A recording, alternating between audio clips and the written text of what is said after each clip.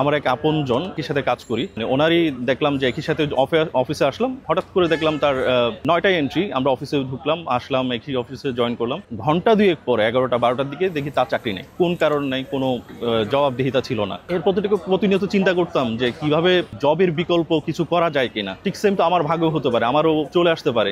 যারা বেসরকারি ফার্মে জব করে প্রত্যেকেরই এই চিন্তাই থাকে যে কোনো মধ্যে চাকরি চলে যেতে পারে। যে আমরা 4 ভাই 4 জন মিলেই এই ফুড কোর্টটা আমরা পরিচালনা করতেছি। আমরা 4 ভাই আসলে একসাথে এই ফুড কোর্টটা পরিচালনা করি। মূলত এটার উদ্যোক্তা হচ্ছে আমার বড় ভাই। ফ্যামিলি থেকে যথেষ্ট সাপোর্ট পাই, আমাদের ওয়াইফরাও আমাদেরকে সাপোর্ট করে।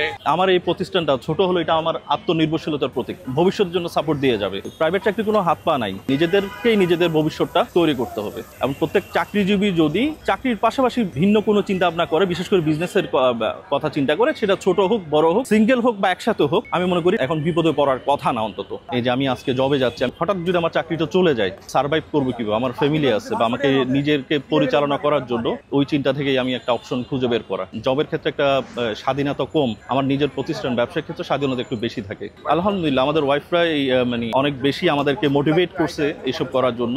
আসলে ওদের সাপোর্ট না থাকলে, বিশেষ করে ওয়াইফের সাপোর্ট না থাকলে কোনো পুরুষের এইভাবে কাজ করা কষ্ট হয়ে যায়। কারণ আমি একটা সময় অফিসে দিচ্ছি, আবার বাসায় গিয়ে এসে আবার এই জবে আমি আমার এই ফুড কার্টে সময় দিচ্ছি, আর বাসার বাচ্চাদের টেক কেয়ার করা, বাচ্চাদেরকে দেখাশোনা করা, পড়াশোনার দায়িত্ব, রান্না বান্নার দায়িত্ব সব তো ওদেরই সামলাতে হয়। তার মানে ওরাও একটা বিশাল প্রেশারের মধ্যে থাকে। সেই প্রেশার থেকে হাজব্যান্ডদেরকে যে সাপোর্টটা দিচ্ছে আমাদেরকে, ওদের সাপোর্টের কারণেই আমরা এই কাজটা কমপ্লিট করতে পারতেছি। আমার অফিস টাইম ইউজুয়ালি শুরু হয় 9টা বাজে, 9টায় আমাকে ঠিক অফিসে যেতে হয়, কিন্তু অফিসে যাওয়ার আগেই আমি আমার বাচ্চাকে ঠিক 7:30 স্কুলে ড্রপ করি। ওখান থেকে আসলে আমার দিনটা শুরু হয় বাইরে, আর অফিস শেষ করতে হতে আমার 5:30 6টা। 6টার পরে এসে আমি আমার 10:30 11টা পর্যন্ত থাকি।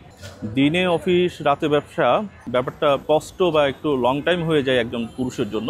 ভবিষ্যতের কথা চিন্তা করে, ফিনান্সিয়ালি বেনিফিটেড হওয়ার কথা চিন্তা ভাবনা করে এটা ম্যানেজ করে নিতে হচ্ছে। ফোটা বা পিঞ্চ করা এটা স্বাভাবিক। চট্টগ্রাম বা আমাদের দেশে এই জিনিসটা সবসময় বেশি হয়ে যায় যে তুমি একটা ভালো চাকরি করতেছো, কেন রাস্তার পাশে একটা দোকানে কাজ করতেছো, নিজে বিক্রি করতেছো, নিজে ধোয়াপালা করতেছো, নিজে সার্ভিং করতেছো। তো এই জিনিসটা মানুষ অনেক কিছুই অনেকে বলবে, তো ওইটা পজিটিভলি নিই, ওটা আমাকে ইন ফিউচার সামনে দিকে নিয়ে যাবে। আমার প্রতিবেশী বা আমার এলাকার লোকজন বলে, যে চট্টগ্রামের ভাষায় বলে যে তুই তো চৌরি করো এখন ভালো, আবার একটা ফ্লেটকে দোয়া করে এত তো বনকা বেসা পরে ফুডকার্ট যেটা বলতেছে আমার প্রতিবেশী, যে তুমি তো একটা ভালো চাকরি করতেছো, তারপরে কোনো ফুডকার্ট বা তোমার বার্গার সেল করতে হচ্ছে, বা তোমাকে রাইস সেল করতে হচ্ছে, বা বাসন পেলা প্লেট ধোয়া পালা করতে হচ্ছে, সেইটা বলে। এখন ব্যাপারটা হচ্ছে আমি ওর মতো চিন্তা করলে তো হবে না। আমি যে চিন্তা ফিনান্সিয়ালি চিন্তা বা ইন ফিউচারের চিন্তা ভাবনা করে এই ব্যবসাটা করতেছি, সেও চিন্তা নাও করতে পারে। অফিসের কলিগরা খোঁচাও মারে, আবার অনেকে মোটিভেট করে। আমার বস তো কিছুক্ষণ খোঁচা মারে, আবার আমার বস বা আমার রিপোর্টিং বস যিনি আবার মোটিভেটও করে। প্রথমত বলে কি ব্যাপার, তুমি ভালো চাকরি করতে সেখানে কেন গেলা, এই কাজটা কেন শুরু করলা।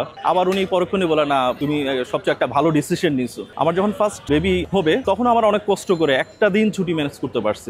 আমার ওয়াইফের সাথে ওখানে যাব, বা আমার ওয়াইফও একটা অধিকার আছে যে তার হাজবেন্ড তার পাশে থাকবে, ওটাও আমি খুব কম পাইছি, একদিনের বেশি পাইনি। এই জিনিসটা এখন আমাকে পীড়া দেবে, এখনো লজ্জা দেয় আমার ওয়াইফের সামনে, কারণ আমি ওই মুহূর্তে ওইভাবে সময় ম্যানেজ করতে পারিনি। শুক্রবারও দেখা গেলো কি অফিসে আমরা কাজ করতেছি প্রাইভেট ফার্মে, এক্ষেত্রে স্বাধীনতা খুবই কম। আমি আমার ওয়াইফকে নিয়ে কোথাও বেড়াতে যাব, ফ্যামিলিকে সময় দিব, ওই সময়টা খুবই কম। ওখান থেকে আমার এই ব্যবসা প্রতিষ্ঠান তো ছোট হলো, এখানে প্রচুর একটা স্বাধীনতা আছে। ঝামেলা মাঝে মাঝে লাগে, মূলত অপারেশনটা মেনটেন করে আমার এই ছোট ভাই ঝামেলা করে বলতে আমাদের একটু মাঝে মাঝে বেশি বুঝে যায়, মাঝে মাঝে একটু বকা দিতে হয়।